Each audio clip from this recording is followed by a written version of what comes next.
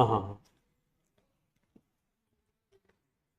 मेरे प्यारे बच्चों, सभी को नमस्कार, जय हिंद सभी के लिए। तो भाई 13 अप्रैल बोले 13 सितंबर को जितने भी एसएससी सीजीएल के पेपर हुए थे, मैं उनमें से टॉप क्वेश्चन लेके चलने वाला हूँ। भाई हर दिन आपको 3 शिफ्ट मिली थी, फर्स्ट सेकंड थर्ड, आपको पता ही है। अब 25-25 देखा या 75 क्वेश्चन हुआ करते थे, लेकिन आपको पता है 75 क्वेश्चन करेंगे उनमें से बहुत सारे ऐसे सवाल हुआ करते हैं, कम से कम 10 से 15 सवाल जिनको कोई भी स्टूडेंट कर सकता है। ठीक है, बहुत बेसिक सवाल थे, वो मैंने साइड कर दिया है। थोड़ा ठीक सवाल लगाया कि जो बच्चे को समझना भी चाहिए और रिपीट हो सकते, उन्हीं को मैं डिस्कस करने वाला हूं। ठीक है, तो 13 तारीख को जितने भी टॉप क्वेश्चन हुए थे उन तारीखों में डिस्कस करने वाला हूं। पहले स्टार्टिंग करते, पहली शिफ्ट में कौन कौन सवाल आए थे। स्टार्टिंग पहला सवाल आपके सामने है, एक बार देखते हैं।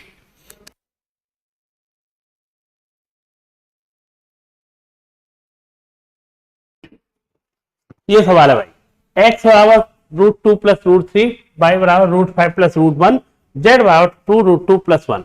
इनमें से कौन सा सत्य है? कुल मिला के इनमें कौन बड़ा है कौन छोटा है आपको पता होना चाहिए। अब आपको देखो, ये ऐसी संख्या होती है, इस तरह के सवालों को अगर पता करना होता है तो सबसे रूट वगैरह जब भी आ जाए ना, आप स्क्वायर कर लो। अगर स्क्वायर करने बैठूंगा, एक्स स्क्वायर की वैल्यू क्या होगी, स्क्वायर करेंगे a + b का होल स्क्वायर, 2 और 3 कितना आएगा, 5 + 2√6 आएगा।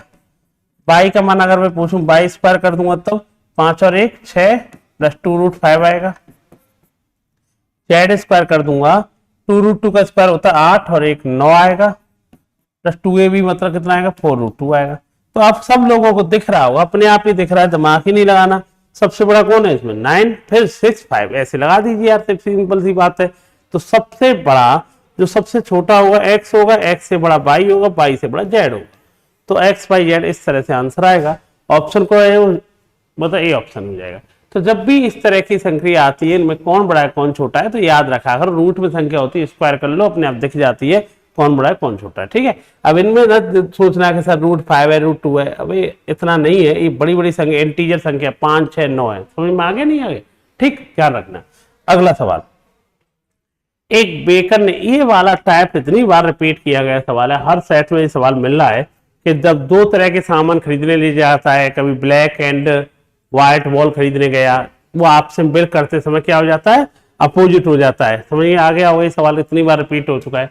एक बेकर ने 10 किलो प्रीमियम आटा और कुछ एक्स्ट्रा किलो मानक आटा खरीदा। प्रति किलोग्राम प्रीमियम आटे की कीमत मानक आटे से दुगुनी थी, है ना। और ऑर्डरिंग के समय दो प्रकार के आटे की मात्रा आपस में बदल जाती है, जिससे कि कुल लागत में 25% की कमी आ जाती है। मूल ऑर्डर में प्रीमियम ऑर्डर की मात्रा और मानक आटे की मात्रा का प्रयोग क्या हुआ, ठीक है, अनुपात क्या हुआ। कुल मिलाकर के मैं बताता हूं, दो प्रकार के आटे थे। ठीक है भाई, ये आटा जो खरीदा था वो, इसकी क्वांटिटी अगर देखो जाए, देखो दो प्रकार के आटे थे। एक तो प्रीमियम आटा था भाई आपका प्रीमियम, और एक था भाई आपका स्टैंडर्ड। ठीक बेटा, रही बात इनकी क्वांटिटी की है, इसकी क्वांटिटी तो पता है 10 केजी खरीदा है, इसकी क्वांटिटी हमें नहीं पता एक्स है। इनकी रेट भी बता रखी है, प्रीमियम वाले की रेट स्टैंडर्ड वाले से दुगनी है, ये एक है तो ये दो है। अब ओरिजिनल जो बिल बनना चाहिए तुम्हारे हिसाब से क्या बनना चाहिए, मैं कह रहा हूं कम से कम 3 से 4 बार रिपीट हुआ है भाई। प्रीमियम आटा आप क्वांटिटी की बात करेंगे, 10 किलो खरीदा है, 2 के हिसाब से कायदा से बिल कितने का बनना चाहिए, 10 गुणा 2 20 का। और ये एक्स किलो खरीदा है, 1 के हिसाब से कितने का बनना चाहिए, एक्स का। टोटल बिल कितने का है, 20 + एक्स का। लेकिन बिल बनाते समय क्या गलती हो गई, इनमें उनका बिल बनाते समय उल्टा कर गया, ये समझ गया भाई। प्रीमियम की रेट का मल्टीप्लाई इधर कर गया हुआ, इसका मल्टीप्लाई इधर, तो बिल कितने का बन गया, 10 गुणा 1 10, एक्स + 2। तो बिल जो बन गया 10 + x + 2, बोले तो 2x। अब क्या हुआ, जब बिल बनाते समय उल्टा हो गया तो क्या हुआ, 25% की कमी आ गई। 25% कमी आने का मतलब पहले बिल 100 का बनना होगा, तो आए बिल कितने का बना होगा, 75 का।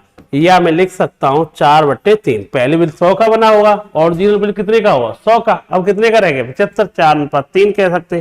क्रॉस मल्टीप्लाई कर लो यार, क्रॉस मल्टीप्लाई आप लोगों ने किया, 3 का गुणा करेंगे, 3 का गुणा करेंगे तो कितना आएगा, 60 + 3x।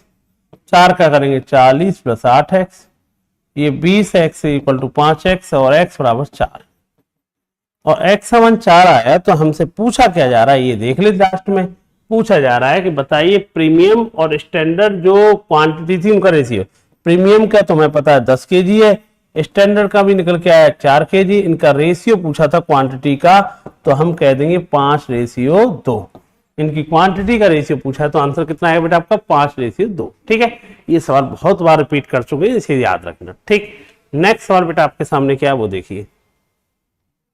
एक विक्रेता ने 15 खिलौने 300 रुपए में एक सेकंड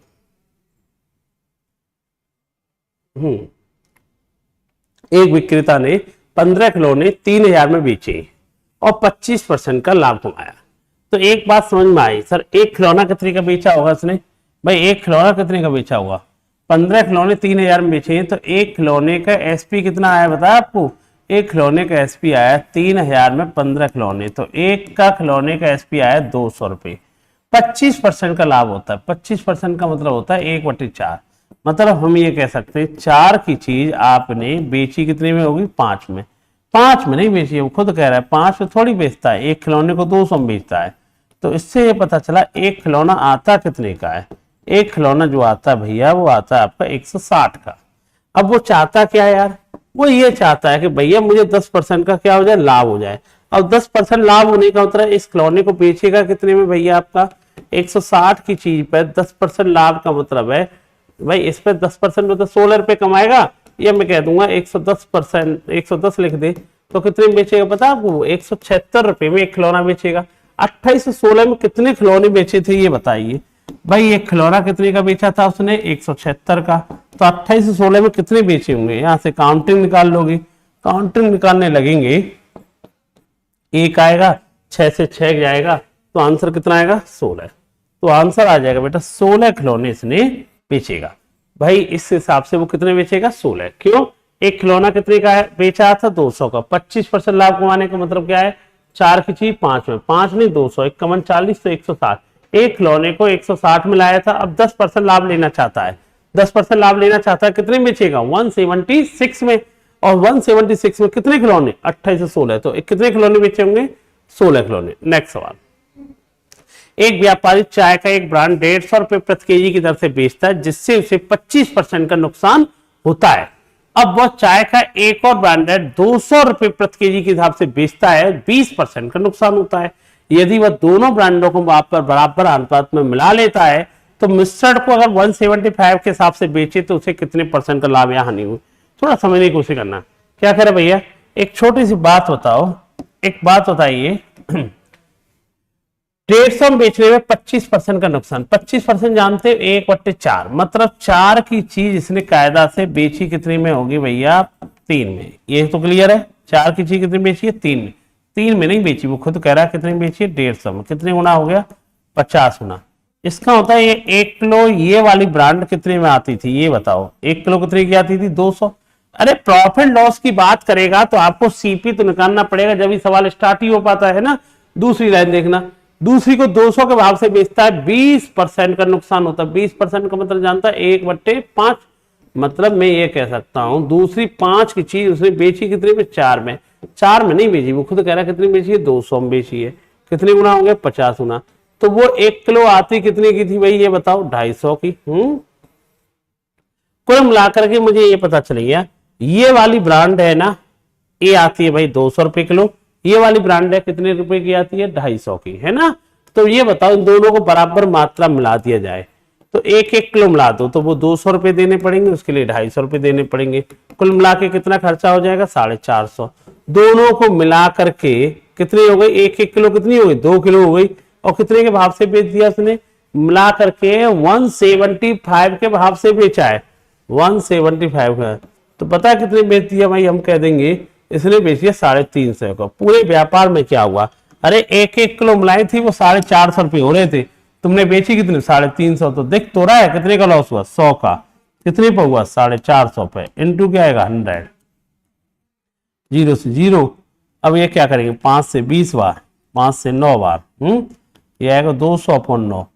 तो आंसर आ जाएगा 22 सही 2/9। कोई ऑप्शन है? प्रॉफिट तो होगा ही नहीं, लॉस होगा 22 सही 2/9। तो लॉस हो जाएगा 22.22 का लॉस हो जाएगा। देखो एक बात ध्यान रखना, जब भी प्रॉफिट लॉस की बात करें ना, आपको सेलिंग प्राइस दे रखा था, क्या निकालना पड़ेगा भाई, प्रॉफिट लॉस किससे पता चलता है, सीपी से। तो पहले सीपी निकालने पड़ेंगे। ये 1 किलो 200 का, ये 1 किलो 250 का, टोटल कितना हो गया 450, और 175 के बाद से दोनों को मिला के बेचा है ना। 1 किलो कितनी क्वांटिटी होगी, 2 किलो, कितने में बेचा होगा 350, 450 की चीज 350 में बेचोगे, 100 का नुकसान हो जाएगा ना, 450 हो जाएगा, आंसर आ जाएगा। नेक्स्ट सवाल, शुद्ध स्प्रिट के 64 लीटर के कंटेनर में 8 लीटर निकालकर उसकी जगह पानी डाल दिया जाता है। यह प्रक्रिया कुल 3 बार की गई जाती है। कंटेनर में बची हुई स्प्रिट का अंतिम मात्रा क्या हो। आपको पता होगा ये सवाल मिक्सर एलिगेशन में या रेशियो में करते हैं आप लोग। एक फॉर्मूला से डायरेक्ट कर लो, ज्यादा आसान रहता है।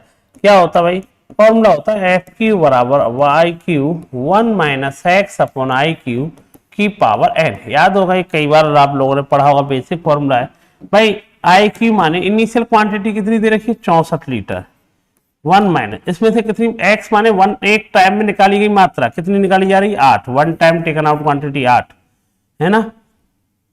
इनिशियल कितनी 64, कितनी बार दोहराई गई प्रक्रिया 3 बार, तो 64 गुणा, अब मुझे एक बात हो, 64 गुणा ये आएगा 1/8 बोले तो 7/8, 7/8, 7/8।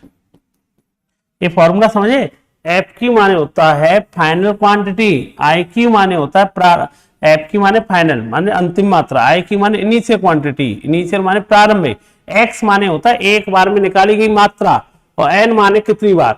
तो प्रारंभ में कितनी मात्रा थी 64 लीटर की, एक बार में कितनी मात्रा निकाली है 8, कितनी बार प्रक्रिया दोहराई गई है वो कह रहा है प्रक्रिया कुल 3 बार की जाती है। सॉल्व कर लोगे, 7/8, 8 गुणा 8 64 होता है, 64 से 64 343 अपॉन 8, 832 हो गया, 2 3 तो 8 से 24, 42 पॉइंट समथिंग कोई ऑप्शन होगा, 42 पॉइंट समथिंग, तो 42 पॉइंट समथिंग ऑप्शन है इतने लीटर। ठीक है, ऑप्शन से पहचान लिया करो, पूरा भाग मत दिया करो। मैंने जैसे ही 832 दिया, 4 आ रहा है, 4 वाला एक ही ऑप्शन से लगा लो, खत्म कर दिया। ठीक है, इन चीजों को यूज किया करो बहुत ज्यादा।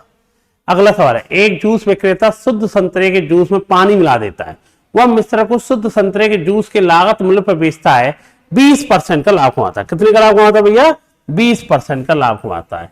20% लाभ कमाता है तो इसको जानता है 1/5। ये नीचे वाली जो वैल्यू फ्रैक्शन होता है इसे कहते हैं पेड वैल्यू, जो पैसे की खरीदी जाती है। ऊपर हमेशा चीज आती है फ्री की। और मैथ में एक बात ध्यान रखना, मैथ के अंदर पानी हमेशा क्या रहता है, फ्री रहता है। और जैसे यहाँ पानी के साथ जूस मिलाया जाता है, तो इस नीचे वाली क्वांटिटी किसकी आएगी, जूस की। दूध होता, दूध का होता। अब वो पूछ रहा है मिश्रण में पानी, पानी कितना मिला 1, जूस कितना है 5, तो हम कह देंगे पानी और जूस का रेशियो क्या आएगा, आपको ये जानना है 1:5 है ना, तो ध्यान रखना। अब इसमें अगर ये पूछ लेता, इसमें ये पूछ लेता कि बताओ इस मिश्रण के साथ पानी का अनुपात क्या है, तो मिश्रण के लिए 5 और 1 कितना हो जाता 6, और पानी कितना है 1 हो जाता। इस मिश्रण के साथ जूस का अनुपात क्या है, मिश्रण तो 5 और 1 6, जूस कितना हो जाता 5 हो जाता। समझ पा रहे हो नहीं समझ पा रहे हो, इन चीजों को आपको ध्यान देना है। अब ध्यान रखना, बी फ्रैक्शन ब्रेक करो, 1/5 ऊपर वाली चीज हमेशा फ्री की होती है, नीचे वाली चीज हमेशा आपकी क्या होती है, पेड होती है। तो भैया ये फ्री में हमेशा पानी रहता है, याद रख लेना, आंसर आपका सीधा आएगा। 1 पानी मिलाया होगा, जूस इसमें 5 होगा। समझ पाए होंगे आप लोग। ठीक है, नेक्स्ट सवाल, ए और बी एक पार्क के गोलाकार ट्रैक, एक पार्क है गोलाकार ट्रैक है उसका, है ना भैया। ठीक है भाई, गोलाकार ट्रैक के एक गोलाकार ट्रैक है भाई कोई। ठीक है, अब वो ये कह रहा है, क्या कह रहा है भाई ये, अब ये इसकी जो परिधि है वो 1.2 किलोमीटर है। ठीक है भाई, इसकी जो परिधि है, जो कवर डिस्टेंस कवर करनी है, वो कितनी कवर करनी है आपको 1.2 किलोमीटर। एक बिंदु 6 बजे सुबह यात्रा कितने बजे चालू की है दौड़ना 6 बजे। अब वो आता है वो विपरीत दिशा में दौड़ते हैं। अगर एक ही गति कितनी है भैया 5 किलोमीटर पर आवर, ये एक ही गति है, और 20 के अपोजिट चल रहा है, मान लो ऐसे चल रहा है। ठीक है, और उसकी स्पीड कितनी है 7 किलोमीटर पर आवर। ये बताओ ये पहली बार कितनी देर बाद मिलेंगे। आपको पता है ये चक्कर, ये डिस्टेंस कितनी कवर करनी है 1.2 किलोमीटर। ठीक है, अब मुझे बताइए 1.2 किलोमीटर कवर करनी है तो कितना टाइम लगता होगा ना कवर करने में भाई। अपोजिट में ना 1.2 किलोमीटर। स्पीड कितनी हो जाएगी, स्पीड में इनकी दोनों की स्पीड क्या हो जाएगी, जुड़ जाएंगी हैं भाई, ये कह देंगे जुड़ जाएगी ना, अपोजिट में 5 और 7 12 है, मैं कह दूंगा 1/10 आएगा है, 1/10 आवर, या मैं कह दूंगा 6 मिनट के बाद इनकी मुलाकात होगी। पहली बार जो मुलाकात होगी वो कितनी देर बाद होगी बेटा, 6 मिनट बाद, लेकिन वो कितनी बार, कौन सी बार की करें, 5वीं बार की, कौन सी बार की करें बेटा, 5वीं बार में।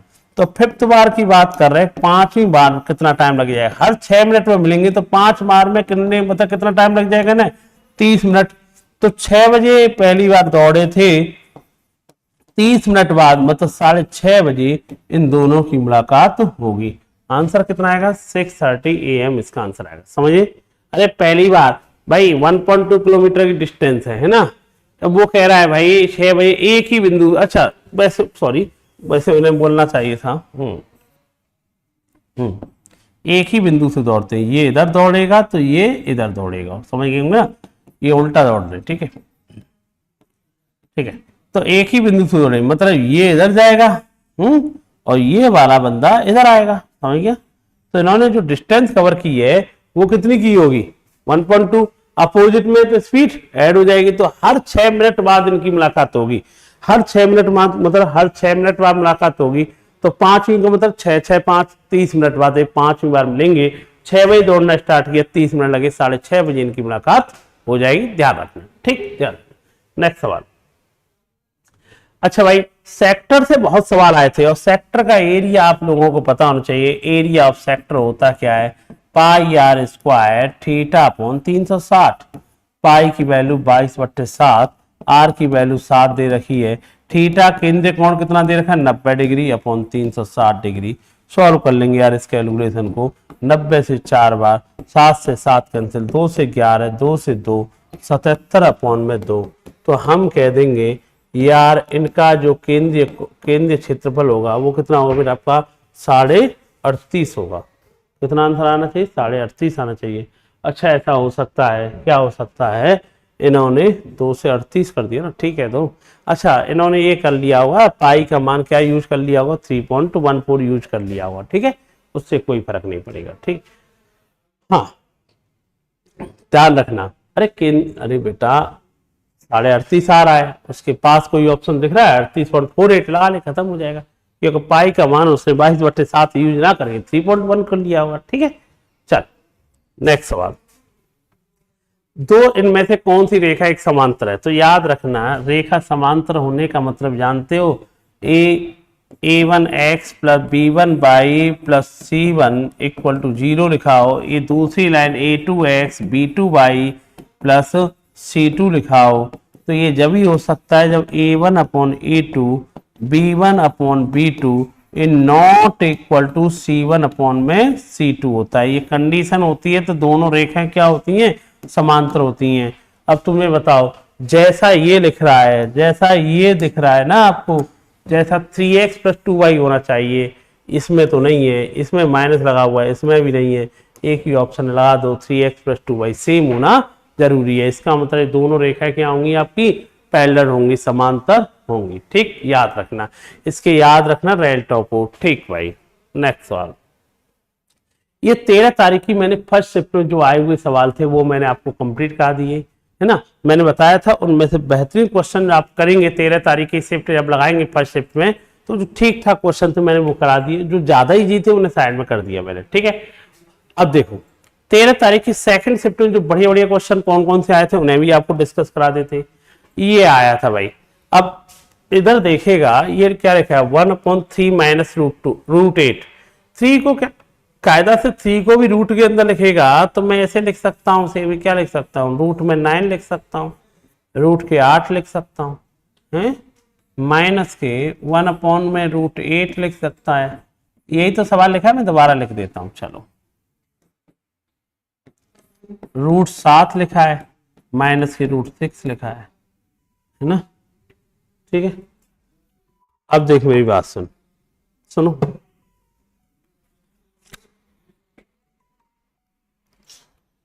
हाँ भाई, तो क्या कह रहा है भाई आपको, यार देखो एक चीज देखो, चलो एक लाइन और लिख लेते हैं, √6 माइनस √5 होता है ना, और ये क्या लिखा है √5 माइनस के 2 लिखा है ना, -2 है तो इसे भी √4 लिख दो, देखने में ये भी अच्छा लगेगा। पूरी तरह की सीरीज होती है, आप लोगों को पता ही है ना। तो यार एक काम बताओ, अब आप लोग जो बच्चा जानता है इनका कंज्यूगेटिव को मल्टीप्लाई करना है, तो ये माइनस है ऊपर जाके क्या हो जाएगा प्लस हो जाएगा, तो √9 प्लस √8, ठीक है भैया। ये माइनस ये भी प्लस हो जाएगा √8 प्लस √7, माइनस लगा हुआ है यहाँ प्लस है, √7 प्लस √6, यहाँ माइनस है √6 प्लस √5, और ये √5 प्लस √4। अब तुम एक चीज नोटिस करो, जो कुछ कट जाए कार, जो हमें पता है ये 8 है, ये 8 इससे कट जाएगा, ये माइनस के 7 है इससे 7 कट जाएगा, 6 इससे कट जाएगा, 5 इससे कट जाएगा। मतलब हम ये याद रखना पहला और लास्ट बचेगा। √9 की वैल्यू 3 होगी और √4 की वैल्यू 2 होगी। 3 और 2 कितना आंसर आएगा बेटा इसका 5 आंसर आएगा, ध्यान रखना। आंसर क्या आएगा 3 और 2 5, फर्स्ट और लास्ट बचेगा, ठीक ध्यान। नेक्स्ट सवाल 13 संख्याओं का एवरेज 70 है, पहली 5 संख्याओं का एवरेज 60 है, अगली 5 संख्याओं का औसत पहली 5 संख्याओं के औसत से 25% अधिक है, 11वीं संख्या 13वीं से 6 कम है, 12वीं संख्या 13वीं से 4 अधिक है, 11वीं और 12वीं का एवरेज क्या होगा। ठीक है, देखो यार सिंपल तरीके से कर लो यार, कोई दिक्कत नहीं। 13 संख्याओं का जो एवरेज था वो कितना था बेटा आपका 70, तो नॉर्मल 70 गुणा 13 कर ले यार, 910 हो गया। अगली नेक्स्ट 5 का जो एवरेज है, नेक्स्ट 5 संख्याओं का जो एवरेज है अगली 5 संख्या औसत पहली 5 संख्याओं के औसत से 25 अधिक है, तो इसको कुछ बताया गया होगा ना।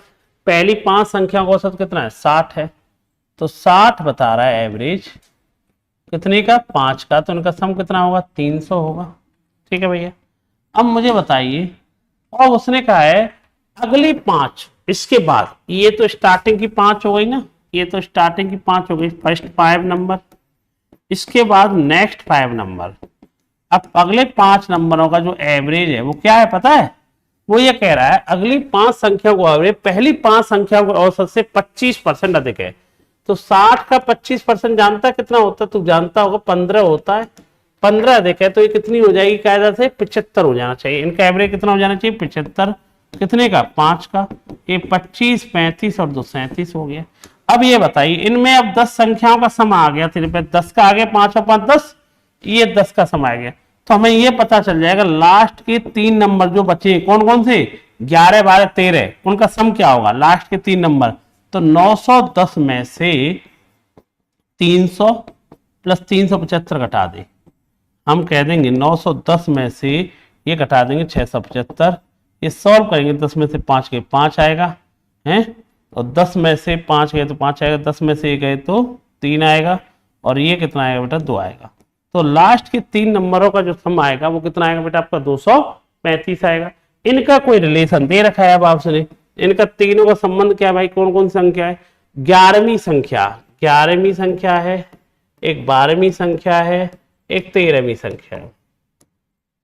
वो कह रहा है 11वीं संख्या 13वीं संख्या से 6 कम है, 13वीं से, ठीक है 13वीं से 6 कम है, और 12वीं संख्या 13वीं संख्या से, अच्छा तो 13वीं से कंपेरिजन करनी है ना, 13वीं को ही क्या मान लो x मान लो, 11वीं संख्या दोनों जगह 13 से कंपेरिजन थी ना, ठीक है, तो 11वीं संख्या 13वीं से 6 कम है तो ये x है, तो ये कितनी होगी x माइनस 6। 12वीं संख्या 13वीं से 4 ज्यादा है, ये x है तो ये x प्लस 4 होगी। इन तीनों का योगफल देखना कितना आया, इन तीनों का योगफल आएगा 3x, माइनस 6 में से 4 गए तो माइनस के 2, इनका योगफल कितना दे रखा है 235 दे रखा है, 3x बराबर कितना आएगा 237 आएगा, x बराबर कितना आएगा बेटा आपका 79 आएगा। x समान 79 आया, पूछा क्या उसने पूछा 11वीं और 12वीं संख्या, x समान 79 रख लेना, x समान 79 रखेगा, 79 में से 6 गए तो कितना आएगा ये पता है 73 आएगी, 79 में से 4 जोड़ देंगे तो 83 आएगी, और दोनों को जोड़ के 2 का भाग देगा तो 78 आएगा। कितना आ जाएगा बेटा आपका 78, इसका आंसर आपका आ जाएगा, ध्यान रखना। आंसर कितना आएगा बेटा आपका 78 इसका आंसर आपका आ जाएगा, ध्यान रखना। ठीक ठीक है भाई। भाई 13 का योगफल आ गया, नॉर्मल वे में कर दिया, लास्ट के 3 संख्याओं सम आ गया, 11 12 13 में संबंध दे रखा है, x समान आ गया, ये कितनी होगी 73, ये कितनी होगी 83, दोनों को जोड़ा, 2 का भाग देंगे, कितना आंसर आएगा बेटा आपका 78 इसका आंसर आ जाएगा। ठीक, नेक्स्ट सवाल। एक चुनाव में 80% योग्य मतदाताओं ने अपने वोट डाले, इनमें से 5% अवैध वोट क्या हो गए, अवैध घोषित हो गए। यदि एक विजयी उम्मीदवार को 11,400 वोट मिले जो कुल वैलिड वोट का 60% है, उस चुनाव में नामांकित कुल योग्य मतदाताओं की संख्या कितनी थी? भाई हमें नहीं पता, मान लेते हैं इस हमारे गांव में टोटल वोटिंग 8 थी, 80% वोट देने गए, तो 80% वोट देने गए हैं, 80% वोट देने गए तो 4/5 लोगों ने वोट दिया, इनमें से 5% खराब हो गई, 5% खराब माने इनवैलिड हो गई, तो सही कितनी रही? 5% खराब हो गई, 5% मतलब 1/20, 20 में से एक खराब हो गई तो कितनी बची? 19, या कह दो 95%, 95% क्या होता है 19/20 सही रही। इनमें से जो बंदा जीत गया है उसे 60% वोट मिली है, 60% कितना होता है 3/5, जिसका मान कितना दे रखा है 11,400। तो आपको पता चल जाए गांव में टोटल वोटिंग ए का मान कितना है। अब देखो एक बात बताइए, ये 4 से कितनी बार गया? 5 बार। 19 गुणा 3 कितना होता है 57, 57 से कितनी बार गया? 200 बार। अब बताओ ए का मान कितना आएगा? 5 5 5 125 गुणा 200, तो भैया ये आ जाएगा 250, 2 जीरो और लगा ले। टोटल वोट कितनी थी? 25,000 थी। टोटल वोट कितनी थी बेटा आपकी? ये 25,000 थी। समझ पाए? अरे मान लो गांव में टोटल वोट कितनी थी? हमने ए थी, 80% लोगों ने वोटिंग की है, 4/5, इनमें से 5% खराब हो गई, 20 में से एक खराब हो गई तो 19, जो वैलिड वोट का 60% मिला, 3/5 मिला, जिसका मान कितना दिया है 11,400। तो गांव में टोटल वोटिंग कितनी थी? 25,000। नेक्स्ट सवाल। यदि किसी निश्चित धनराशि पर 163% की दर से 3 वर्षों का चक्रवृद्धि ब्याज 163% नहीं होगा यार, कुछ और होगा यार, कुछ और होगा, 163% नहीं होगा यार, क्या होगा ये? 16 सही 2/3 तो नहीं है, 18, हाँ यही हो सकता है, 16 सही 2/3 ही होगा जो लग रहा है मुझे। ये कितना होगा? 16 सही 2/3% होना चाहिए मेरी समझ से, टाइपिंग मिस्टेक हो गई होगी। यदि किसी निश्चित धनराशि में 16 सही 2/3% की दर से 3 वर्ष का CI कितना है? ये 1270 है, उसी धनराशि में समान दर से समान अवधि के लिए सिंपल इंटरेस्ट कितना होगा? अब आपको पता होना चाहिए सिंपल इंटरेस्ट कितना होगा। आपको ये बताइए 16 सही 2/3% की वैल्यू कितनी होती है? आप पहले बताइए। 1/6 होती है, ठीक है। अगर भाई 6 रुपये एक साल में कितने हो जाएंगे भाई? 7 हो जाएंगे। 3 साल है तो क्या कर लेंगे आप? क्यों कर लेंगे। इसका मतलब 216 रुपये अगर आपका प्रिंसिपल है तो ये कितना बन जाना चाहिए? 343 बन जाना चाहिए। आप सब जानते होंगे इधर वाला प्रिंसिपल होता है, इधर वाला अमाउंट होता है। इससे ये पता चला 216 रुपये 343 रुपये हो गए 3 साल में, तो इस पर कितने की ब्याज बनी है? 216 से 343 घट गए तो 127 रुपए की ब्याज बनी है। कितने ब्याज? 127 नहीं बनी, 1270 बनी है। तो इसका मतलब है एक का मान कितना है? 10 आया। अगर वो आपसे पूछे कि गुरुजी ये बताइए चक्र प्रिंसिपल कितना है, ये भी 10 गुना होगा, तो प्रिंसिपल आएगा बेटा आपका 2160। सिंपल इंटरेस्ट बताइए, सिंपल इंटरेस्ट निकालनी है, वही प्रिंसिपल है। 16 से 2/3 को क्या लिख सकते हैं? 1/6, उतने समय के लिए 3 साल के लिए। तो बताओ सिंपल इंटरेस्ट कितनी आ जाएगी भाई?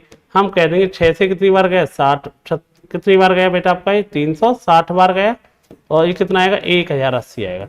तो हम कह देंगे उसी से सिंपल इंटरेस्ट जो आएगी वो 1080 आएगी। आंसर कितना है बेटा आपका? वो 1080 आपका सिंपल इंटरेस्ट आएगा, ध्यान रखना। ठीक, एक एंटी डीलर ने 3 वस्तु ABC बेची जिनके विक्रय मूल्यों का अनुपात 456 था। उसे वस्तु A पर 10% का घाटा हुआ है, वस्तु B पर 50% का लाभ हुआ है, ठीक है, और भैया C वस्तु पर उसका घाटा बराबर रहा है। तो कुल सौदे में उसकी अनुमति लाभ या हानि कितनी रही ये जानना चाह रहा है। एक बात बताओ, पहले बंदे को 10% का घाटा हुआ, विक्रय मूल्यों का अनुपात दे रखा है, ठीक है भाई, विक्रय मूल्यों का अनुपात दे रखा है, तो मैं पहले पे 10% का घाटा हुआ है ना, ठीक है यार। एक बात बताओ, इसका मतलब है 10% का घाटा का मतलब हो गया, देखो इनके विक्रय मूल्यों का अनुपात जो दे रखा है, इनके सेलिंग प्राइस का अनुपात जो दे रखा है वो कितना दे रखा है, 4 5 6 दे रखा है। अच्छा एक काम करते हैं आप, वो आप एक काम करो, 10% की वैल्यू जानते हो वैसे क्या आता है, 1/10, मतलब 10 की चीज कितनी बिकी होगी, 9। मुझे 9 की जरूरत पड़ेगी, जबकि इसका सेलिंग प्राइस कितना दिखा रहा है, यहाँ पे 4 दिखा रहा है। ऐसे ही 50% की वैल्यू क्या होती है, 1/2, 1/2 प्रॉफिट है, 2 की चीज कितनी होनी चाहिए, 3। मुझे पता है सेलिंग प्राइस में बार बार 9 का 3 का मल्टीपल की जरूरत है, तो आप इसमें क्या करो, 9 का मल्टीप्लाई ऑलरेडी कर दो। आप क्या कर दो बेटा, इसमें 9 का मल्टीप्लाई कर देते, ठीक है। इनमें सेलिंग प्राइस में 9 का गुणा कर दूं तो मैंने कह दिया ए का जो सेलिंग प्राइस है, मैंने इनके सेलिंग प्राइस का रेशियो 9 का गुणा कर दिया, 36 45 54। ये कौन कौन है भाई, ए बी सी। अब मैंने 9 का गुणा कर दिया, इससे बेनिफिट क्या मिलेगा, देखो इससे बेनिफिट ये मिला, ए को 10% का घाटा होता है, 10% घाटे का मतलब जानता है, 10% का मतलब होगा ए के लिए कोई चीज 10 की आई होगी तो कितनी बिकी होगी बेटा, ये 9 में है, 9 में नहीं बिकी, वो खुद कह रहा है 36 में, कितने गुना हो गया, 4 गुना। तो इसका मतलब हो गया ए के लिए वो वस्तु कितने की थी, 40 की। सेम कहानी बी के लिए, बी को 50% का प्रॉफिट होता है, 50% जानता है, 2 की चीज बी की कितनी बिकी है बेटा, उसकी 3 बिकी है, 3 में नहीं बिकी, वो दिखा रहा है 45 में बिकी है, हैं कितने गुना हो गया, 15 गुना। तो इसका मतलब ये हो गया बी के लिए वो चीज आई कितने की थी, 30 की। सी के लिए क्या कह रहा है, सी ने ना घाटा बराबर रहता है, ना उसका घाटा बराबर करता है, ना लाभ ना हानि। इसका मतलब सी के लिए जितने की चीज लाया था उतने ही बेच दिया, मतलब सी लाया, सी ने बेची कितने में, 54 में, लाया भी कितने में हुआ, 54 में। तो वो जानना चाह रहा पूरे व्यापार में प्रॉफिट हुआ या लॉस हुआ। तो प्रॉफिट लॉस कैसे पता चलेगा, टोटल सीपी निकाल दो यार, टोटल सीपी कितना आया और टोटल एसपी निकाल दो। टोटल सीपी कितना है, 40 और 30 70, 70 और 54, 70 और 54 कितना होता है भाई आपका, कह देंगे 124 होता है। और टोटल एसपी निकाल दे यार, और टोटल एसपी अगर आप निकालने बैठेंगे, मुझे बताइए ये 36 36 और 45 कितना हो जाएगा भाई आपका, 81, 81 और 54 कितना हो जाएगा भाई आपका, 135। पूरे व्यापार में क्या हुआ, 124 की चीज 135 में की है, 11 का प्रॉफिट कितने पर हुआ, 124 पर हुआ, इनटू कितना आएगा 100, 4 से 25 बार, 4 से 31 बार, ये आएगा 275 अपॉन में 31, तो लगभग 80, 8 के पास कोई प्रॉफिट होगा। तो ये लॉस तो होगा नहीं, प्रॉफिट होगा 8 के पास, बी ऑप्शन इसका आंसर आएगा। आंसर कौन सा आएगा, बी ऑप्शन इसका आंसर आएगा। तो ये इस तरह से आपके इस 13 तारीख के सेकंड में बढ़िया सवाल है ये, आपको पता चला 9 का गुणा क्यों किया, ये अभी बच्चे परेशान कर देंगे, इससे करने बैठे टाइम लगेगा। मुझे पता था कि भाई 10% हानि का मतलब है 10 की चीज कितनी बिकेगी, 9 में, तो सेलिंग प्राइस यहाँ कितना 4 दिखा रहा है, ये 9 है। 50% मतलब 1/2, 2 की चीज कितनी बिकेगी, 3 में। तो भाई इसका मतलब उसमें 9 भी आ रहा है 3 भी आ रहा है, तो इनका एलसीएम लूंगा तो कितना आएगा, 9। तो 9 का ऑलरेडी गुणा करके चलो, अब कोई दिक्कत नहीं आएगी आपको, समझ में आ गया होगा ये कॉन्सेप्ट आपको, ठीक है बेटा, ध्यान रखना।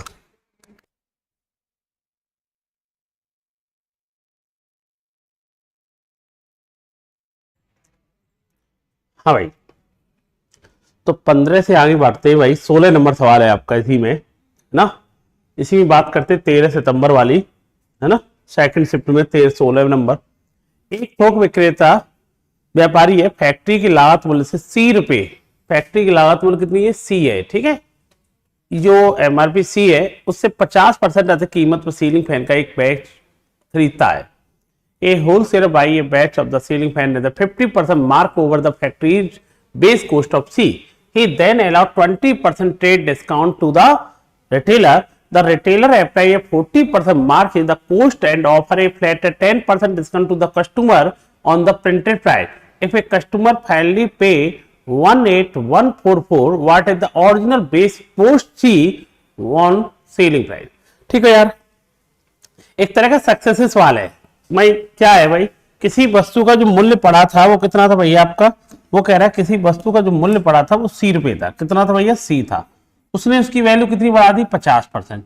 50% का मतलब होता है 1/2, मतलब 2 की चीज कितनी कर दी होगी, इसका प्रिंट कितना कर दिया होगा, 3।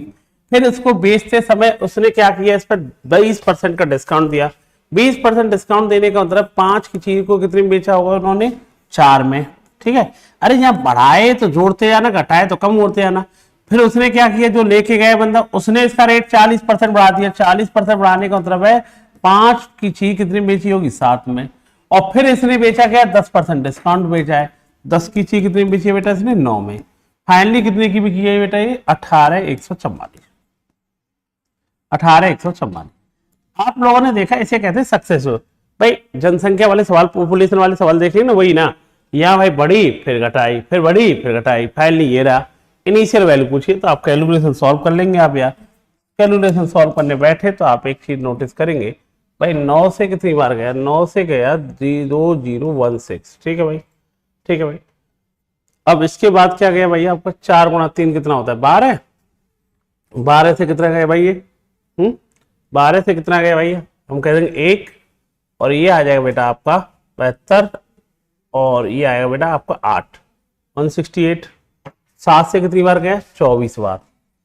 फाइनली स्टार्टिंग की वैल्यू कितनी थी वो जानना चाह रहा है भाई। देखो 2 गुणा 5 10, 10 गुणा 10 100, 100 गुणा 5 500, 500 गुणा 24, तो ये आएगा बेटा आपका कितना आएगा, 12,000। कितना आएगा बेटा आपका ये, 12,000। स्टार्टिंग का जो प्राइस था वो कितना बेटा आपका, 12,000। ठीक, नेक्स्ट सवाल बढ़ते, क्या कह रहा है वो देखिए। चावल की 3 किस्मों को जिनकी कीमत 40, 50 और एक तीसरी अज्ञात कीमत है, वो 3:3:5 के अनुपात में मिलाया जाता है। यदि परिणामी मिश्रण को 55 रुपए प्रति केजी के हिसाब से बेचेंगे तो लागत मूल्य पर 10% का लाभ होता है। चावल की तीसरी किस्म का प्रति किलोग्राम मूल्य कितना है। अच्छा ये बताओ इसने कितने किलोग्राम मात्रा मिलाई है। हम देखें 5 और 3 8 और 2 10 मिलाई है, और कितने के हिसाब से बेची लास्ट में, इसमें 55 के हिसाब से। तो मैं ये कह दूंगा 55 के हिसाब से बेची है, तो इससे एक बात क्लियर हो गया, 55 के हिसाब से 10 किलो मात्रा मिला बेची है। फाइनली इसने बेचा कितना होगा, 550 में बेचा होगा। वो खुद कह रहा है 10% का लाभ होता है। इसका मतलब है 10% का लाभ होने का मतलब है 10 की चीज कितनी बिकी होगी, ये 11 में। 10 की चीज 11 में, 11 में नहीं बेची है, 550 में बिकी है। कितने गुना हो गया बेटा ये, 50 गुना हो गया। इससे ये पता चला इनकी लागत मूल्य टोटल कितनी है, 500। इनकी लागत मूल्य कितनी है, 500 है। समझ में आया। अरे यार 55 के हिसाब से बेचा है, और कितने किलोग्राम मात्रा है, 2 और 3 5 और 10, कितने में बेचा, 550 में। और 10% लाभ होने का तो 10 की चीज 11 में, 11 में नहीं 550, 50 गुना तो कितने की है, 500। अब ये बताओ 3 प्रकार की चाय थी, चाय है ना, चावल है, कोई बात नहीं। इनकी रेट कितनी है, इसकी रेट है 40 रुपए केजी, इसकी रेट है 50 रुपए केजी, इसकी रेट है X। और इसकी कितनी कितनी क्वांटिटी मिलाई है, 2 किलो, 3 किलो, 5 किलो। इनकी ओरिजिनल कॉस्ट निकलनी कितनी चाहिए, 40 गुणा 2 80, 50 गुणा 3 150, X गुणा 5 5 है। इतनी निकलनी चाहिए। इतनी नहीं, कितनी निकल के आनी चाहिए, 500 निकल के आनी चाहिए ना। टोटल कॉस्ट कितनी निकल के आनी चाहिए, 500। सॉल्व कर लेंगे, 5x 80 130 जोड़ देंगे तो 270, x समान कितना आएगा, 25 4। तो फाइनली जो तीसरी प्रकार की चीनी थी उसकी रेट कितनी मिलनी चाहिए चावल की, 54 रुपए पर केजी। ठीक, नेक्स्ट सवाल। एक दीवार को 8 दिन में बना सकता है, एक आदमी ए जिस दीवार को 8 दिन में बना सकता है, ठीक है भैया, और एक बंदा बी जिस दीवार को 3 दिन में तोड़ सकता है। ठीक है, आपको एक बात तो पता होगा, जब भी ऐसे सवाल आते हैं कि 8 और 3 का एलसीएम कितना आएगा, 24 ईंट। ये कितना काम करता है, 3 ईंट लगाता है। ये एक दिन में ईंट कितनी फोड़ देता है, जो दीवार को तोड़ सकता है, मतलब क्या है, नेगेटिव काम कर रहा है, बनाता है पॉजिटिव काम कर रहा है, याद होगा। ए ने 4 दिन काम किया, ये बताओ ए ने 4 दिन में कितना काम किया। 4 दिन में, एक दिन में 3 ईंट लगा के आता है, ए ने 4 दिन में कितना काम कर लिया, 12 यूनिट। अब क्या हुआ, 2 दिन सहयोग करने के लिए ए और बी आया, सहयोग क्या किया, उसने काम बिगाड़ दिया। मतलब ए तो आ ही रहा था, उसके लिए 2 दिन सहयोग करने के लिए, और फिर बी ने ए के साथ 2 दिन काम किया। इसका मतलब है ए 3 ईंट लगाएगा, 8 ईंट फोड़ देगा, ये 3 ईंट लगा के जाएगा, ये 8 ईंट फोड़ेगा। तो एक दिन में क्या होगा, 5 ईंट का नुकसान करके जाएगा, है ना। और कितने दिन आया, ये 2 दिन आया है। तो कुल मिला करके उसमें से कितनी ईंटें कम हो जाएंगी, अब एक दिन में 5 ईंट कम होंगी तो 2 दिन में 10 ईंट कम होंगी। तो तुम मुझे बताओ दीवार में ईंटें कितनी लग चुकी थी, 12, 10 ईंट तो फूट चुकी हैं। अभी जो काम कंप्लीट हो गया है, जो कंप्लीट काम हो गया है वो कितना काम हो गया कंप्लीट, हम कहेंगे 12 ईंट लगी थी, 10 ईंट तो फूट गई, तो 2 ईंट बची हैं। अब मुझसे कहा गया जो रिमेनिंग काम है, जो रिमेनिंग काम है, काम कितना टोटल 24, 24 में से 2 ईंट लगी हुई है। अभी 22 यूनिट काम किस पे करवा रहे हैं भाई, 22 काम को ए पे करवाएंगे। एक दिन में 3 काम करता है, बचा हुआ काम कितने दिन में कर देगा ये जानना चाह रहा है। वो कितने दिन में बचा हुआ ऐसा करता है क्या, यही जानना चाह, 7 सही 1/3 दिन में। आंसर आएगा 7 सही 1/3। समझ गए, ये 3 ईंट लगाता है, ये 8 ईंट फोड़ देता है। 4 दिन तक अकेले ने काम किया, कितनी ईंट लगा दी, 12 भैया। फिर इसका मतलब यह है कि ये 3 ईंट लगाएगा, ये 8 ईंट फोड़ेगा। कितनी दीवार में ईंटें लगी गई, मैं कह दूंगा 5 ईंट तोड़ी जा रही है। कितने दिन, 2 दिन, तो कितनी हो गई, 10 हो गई। ठीक है, मुझे खाली इतना बताना है कि ये बताओ कि 12 ईंट लगाई थी, 10 ईंट तो फूट चुकी है, कितनी ईंट लगी हुई है अभी, कंप्लीट 2 ईंट है। अभी काम बचा कितना, काम तो टोटल 24 ईंट का 2 लगी हुई है, तो बची कितनी है अभी, 22 लगानी है।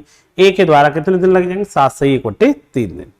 ठीक, एक सवाल देखिए, एक गोलाकार तालाब 2 मीटर चौड़े रास्ते से घिरा हुआ है। ठीक है भाई, एक कोई तालाब है यार, एक कोई तालाब है यार। मुझे एक बात बताइए, 2 मीटर रास्ते चौड़े से घिरा हुआ है। एक बात बताइए, जैसे मान लो कोई ये, हाँ ये तालाब था, अब इसे जो घेरा गया है, इसके जो अंदर एक रास्ता बनाया गया है ना 2 मीटर चौड़ा। ठीक है यार,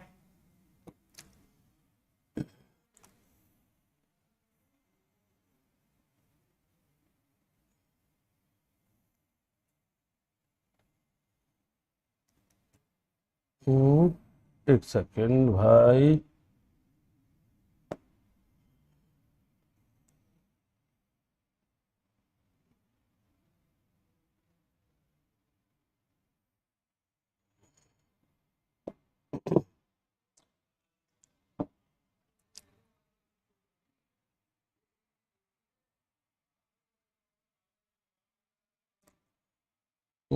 थोड़ा सा सही बन जाए तो मैं बना यार।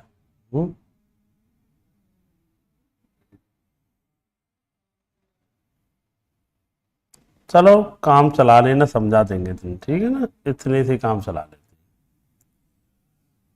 या वैसे समझा देते हैं।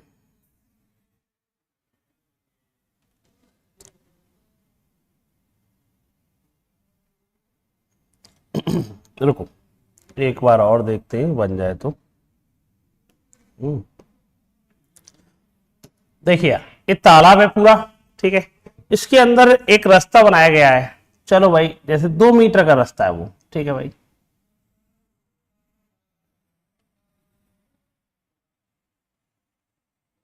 जो रास्ता है, ये जो रास्ता दिया गया है, ये रास्ता जो दिया गया है वो कितने मीटर का दिया गया है, 2 मीटर का। ठीक है भाई, ये जो रास्ता दिया गया है, इससे ये क्लियर है कि जो रास्ता दिया गया है वो कितने मीटर का दिया गया बेटा, आपका 2 मीटर का रास्ता दिया गया। ठीक है भाई, मेरा कहने का मतलब ये वाला 2 मीटर का रास्ता है। ठीक है भाई, ये पूरा ये 2 मीटर का रास्ता इसके चारों तरफ निकाला गया है। ठीक है भाई, ठीक, ये रास्ता है ग्रीन वाला, ठीक है, 2 मीटर का रास्ता है। अब मुझे एक बात बताइए आप, देखिए मुझे बताइए क्या कहना चाह रहा है वो यार। एक बात बताइए आपसे, तालाब का क्षेत्रफल कितना बेटा आपका, 452.16। ये वाला जो एरिया है ना, इसका इसका ये जो बचा हुआ है अंदर, इसका एरिया कितना है बेटा आपका, इसका जो एरिया है वो कितना है बेटा आपका, 452। ठीक है, एक सेकेंड,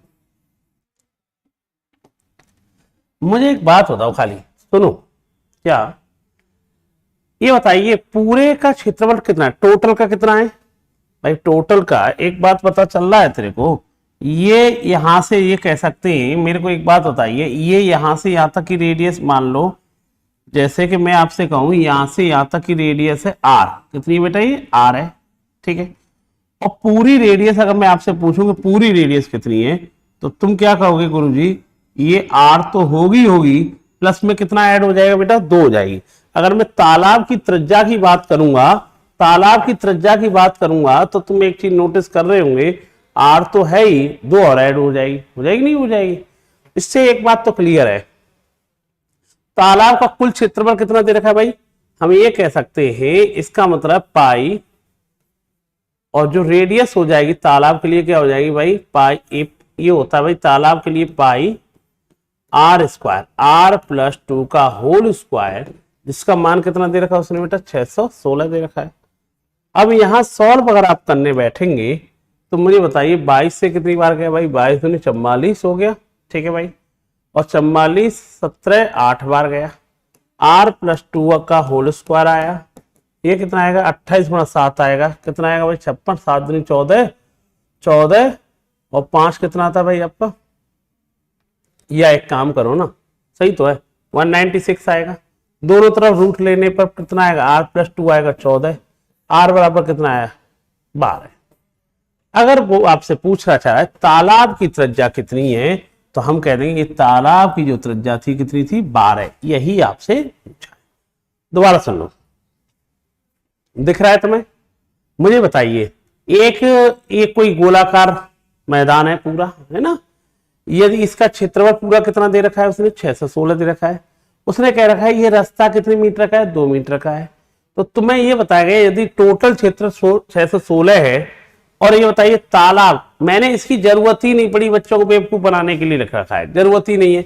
अब निकालना चाहो तो इससे निकाल सकते हो, तुम चाहो तो, जैसे इसके लिए निकालना चाहोगे ऐसे निकाल सकते, पाई आर स्क्वायर का मान कितना है यहाँ पर 452.16, लेकिन यहाँ पॉइंटों में जा रहा है तो इसका मतलब क्लियर है, पाई का मान इसने कितना यूज कर लिया होगा, इसने पाई का मान यूज किया होगा इसने 3.14। सॉल्व करने बैठेंगे, r square equal to 144, r बराबर कितना आएगा, यहाँ से 12 आएगा। जब तू कहेगा ये 12 है गुरुजी, 2 वो है, तो पूरी कितनी हो जाएगी, 14 हो जाएगी, बात तो वही है ना, तो निकालने की जरूरत नहीं है। मेरा मानना है सिंपल, जाओ सीधा सा, अरे उसने पूरे का क्षेत्रफल कितना दे रखा है भाई, यहां से यहां तक आर हो गई, यहां तक 2 और ऐड है, तो इसकी पूरे की कितनी हो जाएगी, आर प्लस 2 हो जाएगी, जिसका टोटल कितना दे रखा है 616, आर कितनी आई 14 निकल 12 निकल के, यही पूछा था उसने, ठीक, ध्यान रखना। कंफ्यूज करने के लिए वर्ड यूज किया गया ये बीच वाला। अच्छा भाई, 0 से होकर जाने वाली ढलान -1 वाली रेखा का समीकरण क्या हुआ। अब आपको एक बात पता हो चाहिए, किसी बिंदु से जब भी रेखा निकल के जाती है तो उसके लिए समीकरण होता है ये x - x1। इसका मतलब है m, इसे ढलान बोलते, स्लोप बोलते, जिसका मान -1 दिया है, और ये किस बिंदु से निकल के जा रही है, x1/1 से, जिसके मान कितने दे रखे हैं उसने, 0 और 3 दे रखे हैं, ठीक है। अब आप इस वैल्यू को पुट कर लीजिए, बाई माइनस बाई 1 का मान कितना है 3 है, m स्लोप कितनी दी -1, x का मान इसका मान 0, by -3 equal to -kx। Solve कैसे कर रखा है इसने देख ले। अच्छा भाई, इसने जो सॉल्व कर रखा है वो देख लेते, ये देख कर तो रखा है इसने, नहीं ये तो नहीं होगा, बाई बराबर ऐसे कर रखा है कि प्लस कर रखा है क्या, बाई का मान ही कर रखा है ना, बाई बराबर कर रखा है इसने -kx + 3, -kx + 3 आएगा, -kx + 3 कौन सा ऑप्शन है, ये ऑप्शन। जब भी कोई लाइन किसी बिंदु से गुजरे, x1/1 से गुजरे, और जिसकी स्लोप m हो, उसके लिए रेखा का समीकरण जो होता है लाइन का by minus by 1 equal to mx - x1 होता है, ठीक, ध्यान रखना, ठीक है। मैंने 13 सितंबर की फर्स्ट शिफ्ट, सेकंड शिफ्ट करा दी, अब आज 13 सितंबर की थर्ड शिफ्ट में जो टॉप क्वेश्चन आए हुए उन्हें मैं डिस्कस करा रहा हूं। अब देखते हैं यार इसमें कौन कौन से सवाल है। ए और बी किराए के लिए खेत को साझा करते हैं, ठीक है। ए ने 5 महीने के लिए 20 घोड़ों को किराए पर लिया, ठीक है। ए ने जो प्रयोग किया है, ये पहला भी करा चुका हूं, ऐसे सवाल कई बार मिले। 20 घोड़े, एच लिख लो, कितने महीने के लिए, 5 महीने के लिए, और जब बी 4 महीने के लिए 30 गाय और 5 महीने के लिए 45 भेड़ों का प्रयोग करता है। A utilize 20 horse for the 5 month, पहले BU30 का। बी के बारे में क्या कहा गया भैया, बी के बारे में कहा गया 4 महीने के लिए तो बेटा 30 गाय लेके आएगा, सी लिख ले। और माने प्लस बेटा 5 महीने के लिए 45 भेड़ लेके आएगा, भेड़ माने सीप। ऐसा सेम सवाल कराया था अभी। अब वो जानना चाह रहा है, 12 तारीख वाली शिफ्ट में भी पेपर सवाल था, वो कह रहा है भैया यदि 2 घोड़े 5 गाय के बराबर भोजन खाते और 3 गाय 9 भेड़ों के बराबर, एक तरह का एफिशिएंसी वाला सवाल हो गया टाइम एंड वर्क का। अब आपको ये सवाल आपको जानते हैं, सबसे पहले क्या कर लेते हैं, आप इन्हें इक्वल करते हैं यार। यहां से क्या करेंगे यार, H और C हम यहाँ कह देंगे 5 है तो ये कितनी है 2 है, और ये यार 1:3 दिख रहा है तो C और S बराबर कर लो। C माने गाय को, तो ये 15 आ जाएगा, ये 6 आ जाएगा, 2 का गुणा करेगा उधर आ जाएगा। तो इससे पता चला है H की वैल्यू 15, C की वैल्यू 6, S की वैल्यू 2। समझ गए ना इतना रेशियो। तो अब इसे सॉल्व कर लेंगे यार, यहाँ से आगे सॉल्व किया हमने यार। देखो A बराबर लिखने की जरूरत नहीं, A को यहां पर हम लिख सकते हैं 20। H की वैल्यू कितनी है बेटा, H की एफिशिएंसी 15 गुणा 5, 4 गुणा 30। C की वैल्यू कितनी है बेटा आपकी देखना 6, 5 गुणा 45। S की वैल्यू कितनी है बेटा आपकी 2 है। खत्म हो गया। टाइम एंड वर्क का सवाल कंप्लीट कर देता। अब जो कैलकुलेशन करनी है आप वो भी समझ लीजिए। मुझे लग रहा है 15 सबसे कट जाएगा, 15 15 दूनी 30, 15 30 45। ठीक है, और देख लीजिए यार। अब इसे एक काम करो, छोड़ो 20 गुणा 5 कितना आएगा 100 आएगा, 4 दूनी 8, 8 गुणा 6 48, 6 30 कितना आएगा 78 आएगा। ठीक है भाई, अब ये जानना है किसके बारे में जानना बताइए। ए का हिस्सा कितना है, ए का हिस्सा रहा 100, कितने में 100 और 1 78, कितना 178 में। सॉल्व करेंगे 50/89, ए का हिस्सा रहा 50/89। ठीक है, एक तरह का टाइम एंड वर्क के बेस पर सवाल दे दिया होगा, आपने देखा होगा मेल फीमेल एंड बॉयज के आधार पर सब कुछ दे रखा हो तो आखिर कर लेते। ठीक, नेक्स्ट सवाल। ए और बी ने एक व्यवसाय शुरू किया। 2 दोस्त है यार ए और बी, उन्होंने एक व्यवसाय स्टार्ट किया। ए है और एक बंदा बी है। बी से 2 गुना पैसा लगाया, तो मैं इसे 20 रुपए लगा दूं तो इसे क्या कह दूंगा 10 रुपए लगाएंगे, कुछ भी लिख लो। 8 महीने बाद ए ने अपनी पूंजी का आधा हिस्सा निकाल लिया। मैं ये कह दूं 8 महीने तक तो यही रहा, आधी पूंजी निकाल ली तो बची कितनी, आधी बची 10 निकाल लिया। ठीक है, कितने महीने रहा होगा 4 महीने। बी अपनी पूंजी को 3 गुना कर देता है, और मतलब 8 महीने तक तो ये रहा, अब 3 महीने मतलब इसे 3 गुना करने का तो 30 रुपए कर दिए। ये कितने महीने के लिए 4। अब इसे सॉल्व कर लो। तुम्हें लग रहा है सब जगह से 0 तो चली जाएगी, 0 कट जाएगी सब जगह। 8 दूनी 16 और 4 कितना आएगा, यहाँ 20 आएगा। 0 सब जगह से कट जाएगी ना ये। ठीक, 8 4 कितना आएगा बेटा 12। ये कितना आएगा 12 और 8 20। मतलब ये क्लियर है, उनका जो प्रॉफिट होगा वो किस रेशियो में, 1:1 में होगा। 1 वर्ष के बाद टोटल लाभ 75,000 है, तो ए का हिस्सा कितना आना चाहिए। क्यों भाई, बराबर ही तो आना चाहिए। दोबारा देखते हैं। A and B start a business, A invest 2 times more than, 2 गुना अधिक निवेश करता है। 2 गुना कर रहा है, अधिक कर रहा है, वर्ड यूज कर रहा है वैसे तो ये। और 8 महीने बाद ए अपनी पूंजी का आधा हिस्सा निकाल लेता है और बी अपनी पूंजी को 3 गुना बढ़ा देता है। A withdraw half his capital, B triple his capital. अच्छा एक काम, अच्छा ये लाइन यूज कर रहा है मेरी समझ से। इसका ये कहना है ए इन्वेस्ट 2 times मोर देन। इसका मतलब मैं ये कह सकता हूं, यहां पर एक बार ऐसे से भी चेक कर लेते हैं। मैं कह सकता हूं इसने 10 रुपए लगाए होंगे, 2 times मोर है ना 10, इसे लिखो 30, क्योंकि 10 और 30 का अंतर कितना है 20, इसका दुगुना है ना। इसका मतलब इसने 8 महीने लगाए, ये भी 8 महीने लगाए, आधी पूंजी निकाल लेगा, ये 15 रहे होंगे, ये 4 महीने के लिए। इसने इसे क्या कर दिया 3 गुना कर दिया, तो मतलब 30 गुना, ये 4 के लिए। इसमें क्या सॉल्व हो जाएगा, मैंने देखा एक काम करो, 4 तो कट ही रहा है, 4 से 2 बार, 4 से 1 बार, 4 से 2 बार, 4 से 1 बार। 30 दूनी 60 और 15 कितना आएगा, ये 75 आएगा। 20 और 30 कितना आएगा 50 आएगा। या मैं कह सकता हूं 3:2। इसको 3 रुपए का प्रॉफिट हुआ है तो इसे 2 का टोटल प्रॉफिट 5 का, 5 नहीं कितने का, 75,000 का। कितने गुना हो गया बेटा आपका, 15,000 गुना। ए के बारे में पूछ रहा है तो ए का मान कितना आएगा बेटा आपका, याद रखना 45,000 रुपए। आंसर कितना है, 45। अभी बच्चा यहाँ कंफ्यूज होगा, सर आपने 3 गुना लिख लिया। हाँ बात अब सुन लो, मैं थोड़ा सा समझा देते हैं। यहाँ पर एक बात सुनो, जो कहना चाह रहा हूं उस लाइन को समझ लो। अगर मैं आपसे कहूं आपके पास दो बंदे ए और बी, मैं ये कहूं कि इसके पास 10 रुपए, इसके पास 20 रुपए, तो इसे क्या कह सकता हूं, दुगुना पैसा है ना। दुगुना पैसा है, 30 लिख दूंगा, तिगुना पैसा है, 3 गुना पैसा है, ठीक है। अच्छा मैं ये कहूं तुम्हारे पास ए के पास 5 रुपए, बी के पास 8 रुपए, ये इससे कितना अधिक है। तो अधिक जब भी वर्ड यूज होगा तो क्या अंतर लिया जाएगा कि नहीं लिया जाएगा। मैं कहूं ए से बी मतलब बी के पास ए से कितना अधिक है। अधिक जब भी वर्ड यूज करेंगे, मोर एंड लेस, कम और ज्यादा, तो उस जगह पे क्या लिया जाता है, हमेशा डिफरेंस लिया जाता है। तो डिफरेंस लिया जाएगा, हम कहेंगे 3 अधिक है। वही वाली बात थी, A invest 2 times more than B. A B से 2 गुना अधिक निवेश करता है। 2 गुना अधिक निवेश करने का होता है, अगर बी ने 1 रुपए लगाया होगा तो उसने कितना लगाया होगा, 3। अब अंतर देख ले, या मैं 10 और 30 कह दूं, मैं अंतर देखूंगा तो देखो इनके बीच में अंतर कितना, 20। बी से कितना अधिक है, दुगुना है कि नहीं है।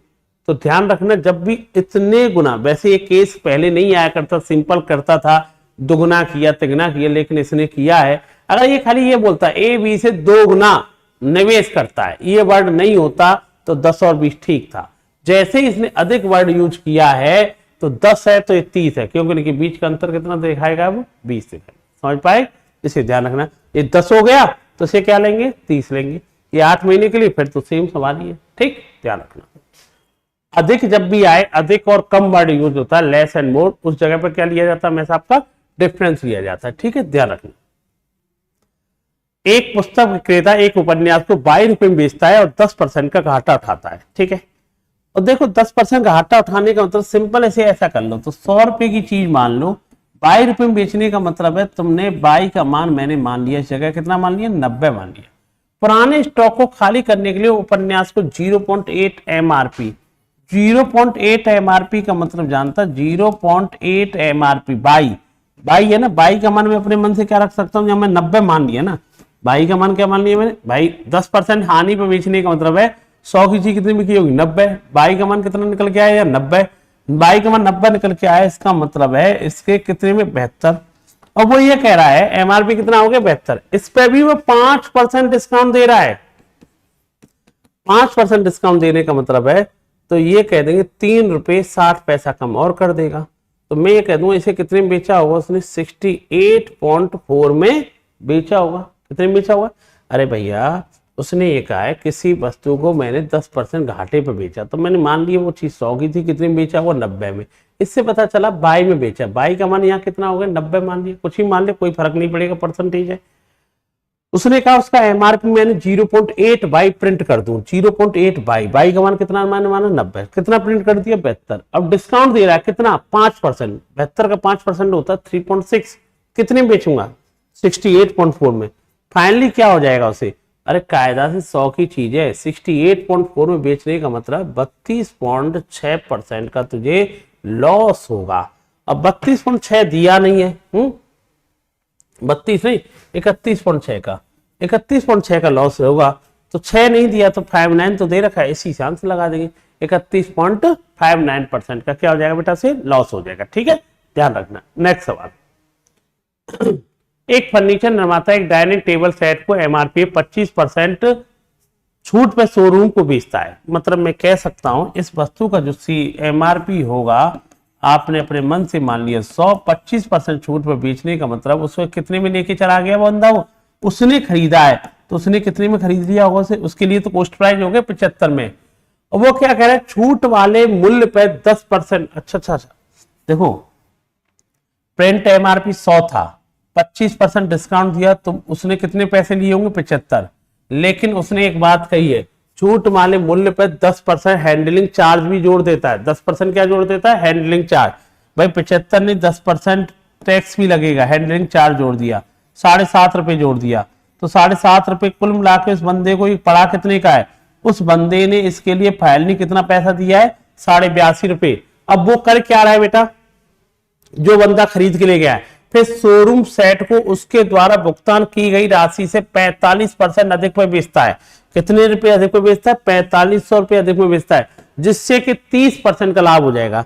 अच्छा, लाभ किस पे होगा? अरे ये बंदा कितने में लेके गया था? 82.5 में, इसी पे तो लाभ होगा।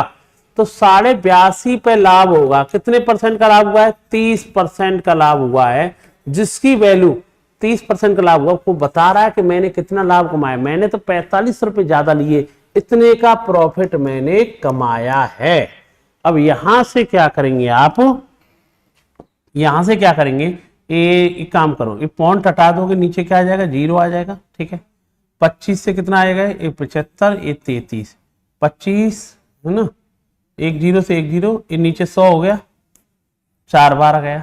एक रेशियो की वैल्यू आई, 4 का गुणा कर लूं अदर कितना आएगा? 45, 90, 180, 2 जीरो को साइड में कर ले, 33 का भाग दे दे। लगभग तूने देखा एक रेशियो की वैल्यू 180 तो ठीक है, 33 का भाग दूंगा 1.01 पॉइंट कुछ आएगा, मतलब ये कह सकता हूं 180 समथिंग।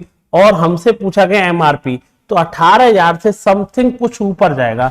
18,000 से समथिंग कुछ ऊपर जाने का मतलब ये आंसर आएगा 18,181। ध्यान रखना इस तरह की कैलकुलेशन को। दोबारा सुन लो, एमआरपी कितना प्रिंट किया होगा? 100, 25% डिस्काउंट कितने में बेच रहा है? 75 में, 10% टैक्स भी ले रहा है, तो हैंडलिंग टैक्स 10.5 रुपए, 7.5 रुपए जोड़ दो, 82.5 रुपए में लेके गया।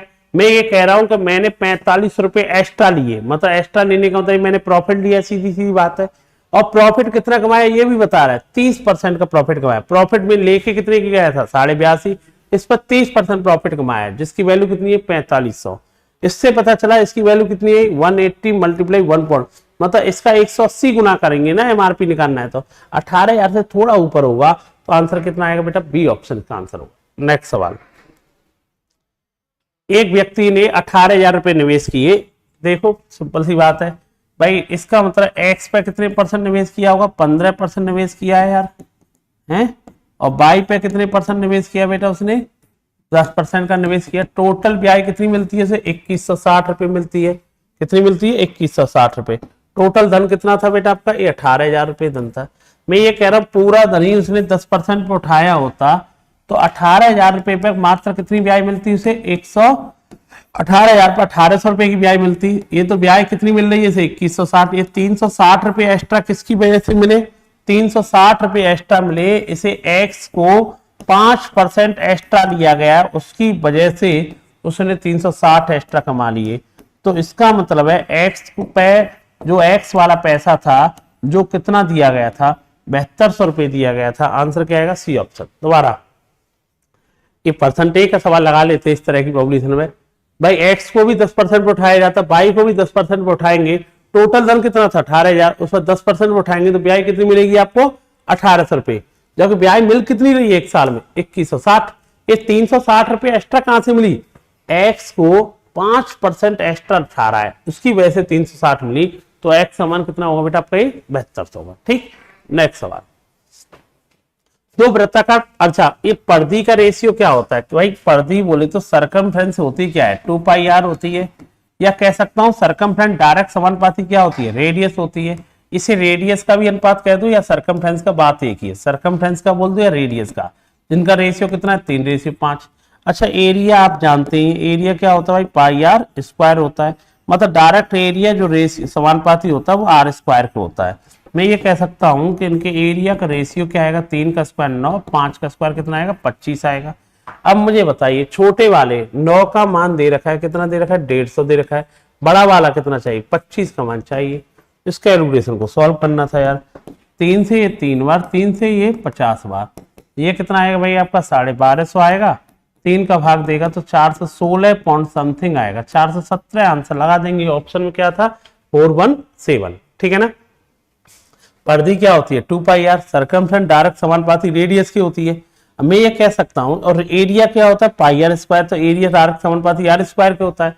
इसकी सरकमफ्रेंस का रेशियो दे रखा है या रेडियस का 3/5, तो एरिया का क्या हो जाएगा? स्क्वायर। 9 5 9, छोटे वाले का मान दे रखा है, बड़े वाले 25 का मान आपको चाहिए। ठीक, नेक्स्ट सवाल, एक किसी प्रिज्म का, अच्छा प्रिज्म के बारे में पता होना चाहिए। वॉल्यूम क्या होता है? प्रिज्म का वॉल्यूम होता है area of base into height, base में क्या है, षटभुज है, षटभुज बोल जानते हैं, हेक्सागन, हेक्सागन का एरिया जानते क्या होता है, 6 षटभुज होते हैं, 6 समबाहु त्रिभुज होते हैं, 6 इक्विलेटरल ट्रायंगल, 6 इंटू रूट 3/4, यही तो एरिया आएगा आर, और इसकी भुजा कितनी है, 6 आएगी। ये हेक्सागन का एरिया आ गया, या इसे 4 से 36 है तो कितना आएगा, 9 आएगा। तो हम ये कह देंगे 54√3, ये आ गया, इसका एरिया आ गया 54√3। हाइट कितनी दे रखी है बेटा, उसने आपको 10 दे रखी है, तो कितना आंसर आएगा, 540√3, इसका आंसर आपका आ जाएगा। ठीक, नेक्स्ट सवाल क्या कह रहा है, देखिए एक लक्ष्य अभ्यास बोर्ड है, ठीक है भाई, उसमें 3 उसने बना रखे हैं ना, देखो ऐसे बना रखा है,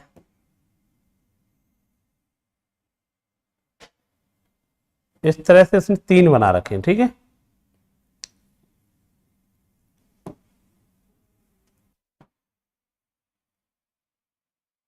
समझ गए ना, ये सीधा वो बना रखे हैं, आप कह सकते हैं एक सीरीज में बन रहे हैं, सीरीज बनने में तो एपी सीरीज है। छोटे वृत्त की परिधि, इस वाले की परिधि बता रखी है 6 पाई, इसकी परिधि आपको दे रखी है, इसकी कितनी दे रखी है 6 पाई, इससे R1 का मान पता चलेगा 3, और बड़े वाले की परिधि, इसकी रेडियस मैंने R1 मान ली है, दूसरे की R2 होगी, तीसरे की R3 होगी, तो बड़े वाले की मैंने R3 होगी, इसकी परिधि गई कि 14 पाई दे रखी है, इससे ये पता चल जाएगा R3 कितनी आएगी, 7 आएगी। तो तुम्हें पता चला R1, R2, R3 ये कोई सीरीज है, इससे ये पता चलेगा ये वाली त्रिज्या 3 है, ये वाली त्रिज्या 7 है। अब भाई इनमें सेम अंतर होगा जब भी तो एपी है, तो इसका मतलब क्लियर है कि 3 7 के बीच में कौन आएगा, 5 आएगा। इसकी रेडियस कितनी होगी, 5 होगी, और इसकी परिधि निकालना चाह रहा है तो इसकी परिधि कितनी आएगी, 2 पाई आर, आर का मान कितना निकल के आया, 5, तो इसकी परिधि कितनी निकल के आएगी, 10 पाई निकल के आएगी। आंसर क्या आएगा, ये आ जाएगा। ठीक, ध्यान रखना। या ऐसा करते, फर्स्ट और लास्ट दे रखा है, इन दोनों को जोड़ते 2 का भाग दे देते, क्यों सीरीज है, 6 और 14 कितना आता, 20, 2 का भाग दे देना, क्यों सीरीज है तो 10 पाई इसका आंसर आएगा। 5 सेंटीमीटर त्रिज्या वाले ठोस बेलर में 4 बेलनाकार छेद किए गए, जिनकी प्रत्येक की रेडियस कितनी है, 1 सेंटीमीटर है, लंबाई पूरी ऊंचाई के बराबर है, मतलब दोनों की जगह पे हाइट और लेंथ सेम है। निकाला गया आयतन लगभग कितने % होगा, ये बताइए। बड़े वाले का आयतन कितना होगा, बड़े वाले का जो आयतन होगा उसका आयतन कितना होगा, हम कहेंगे पाई, आर कितना है इसका, आर इसकी ऊंचाई है, हम कहेंगे इसका आयतन होगा 25, ऊंचाई पता नहीं, एच ही लिख लो और पाई लिख लो। ठीक है, अब जो छोटे छोटे कितने भाई, स्मॉल कितने भाई आपके पास, स्मॉल आपके पास जो सिलेंडर हैं वो कितने भाई आपके पास, उसने कहा 4 बनाए गए, तो भाई एक का आयतन क्या होगा 4 पाई, आर कितनी है प्रत्येक की, यहाँ पर 1 है, उसने कहा ना प्रत्येक की रेडियस कितनी 1 है, ऊंचाई सेम है, तो इसका आंसर कितना आएगा 4h पाई। वो जानना चाह रहा है कितने आयतन का कितने % है, तो ये आयतन देखो h पाई, ये तो कट ही जाएगा, कोई फर्क नहीं पड़ेगा। ये कितना है भाई 4 है, टोटल कितना था भाई, बड़ा वाला कितना है 25 है, तो कितने % यूज किया है वो जानना चाह रहा है। तो आंसर कितना है बेटा आपका 16%। आंसर कितना है बेटा आपका 16%। अरे दोनों जगह पर बड़े वाले सिलेंडर की बात करें या छोटे वालों की हाइट दोनों की जगह सेम है, पाई भी सेम है, छोटे का 4 होगा, इनका ये आ जाएगा। ठीक, एक सवाल और है इसी में अच्छा ये बताओ, एक त्रिज्यक सेक्टर का एरिया क्या होता है, आपको पता है भाई, इसका एंगल कितना है 135 और रेडियस कितनी 8 है। एक अन्य त्रिज्य खंड उसी के अंदर बनाया गया है ना, तो ये बताओ उसके लिए भी ये बताओ रेडियस तो सेम ही होगी, और उसके लिए उसने केंद्रीय कोण कितना बता रखा है 3π/4, और पाई की वैल्यू अगर 180 डिग्री रखी, नीचे 4 करेंगे तो यार इससे ये भी पता चला इसका भी जो एंगल है वो भी कितना निकल के आया 135, मतलब इन दोनों के एंगल भी क्या निकल के आए बेटा आपका सेम आए, और वही सर्कल है तो दोनों की रेडियस भी क्या रहेगी सेम निकल के आएगी। अरे ये कोई सर्कल है, एक बनाया गया था जिसके अंदर इसका केंद्र कोण 135 डिग्री है, रेडियस कितनी 8 है, अब दूसरा भी बनाया गया है, रेडियस तो इसकी भी 8 रहेगी, कौन केंद्र कोण कितना था सेंटर एंगल 3/4, इसका भी मान कितना निकल के आया 135। जब दोनों का एंगल भी समान है, रेडियस भी समान है, तो दोनों का एरिया भी क्या रहेगा सेम रहेगा। तो अनुपात कितना आएगा, 1:1 आएगा। चलो ठीक है यार, ये 13 सितंबर का कंप्लीट आपका कंप्लीट हो गई सीरीज, ठीक है। और नेक्स्ट सीरीज आगे कंटिन्यूस करेंगे। चलो तो मिलते हैं अगली क्लास में। Thank you.